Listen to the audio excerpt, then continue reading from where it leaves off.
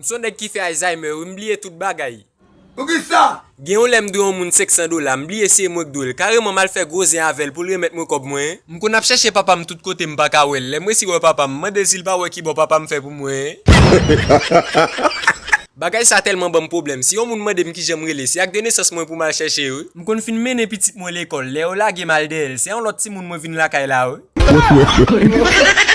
M'te nan police, m'fin arrêter un volé, m'pense volé ak arrêter moi. Les mou vinn dans commissariat, tout chef yo saisi yo, c'est volé ak ap conduit machine nan. M'tellement oublié toute bagay, m'vin sort oui. Voisine bola kay la relé nan téléphone, li di maman l mouri. Carrément m'di l passer moi pour m'konn si c'est vrai. Oui. Grand moi malade, yo voye mal l'hôpital avec. M'te quoi c'est non cimetière mal entré. Toute famille mal sauté sous moi qu'après grand moun nan tout vivant. Gen yon patnem qui passe prendre sous moto, li mandem pour mal côté avec. Mais pendant nous sur route là, moi c'est village de Dieu la rentré. Même côté, a me fait camper moto, a me dit "Hey, m'pa pas dans zone ça."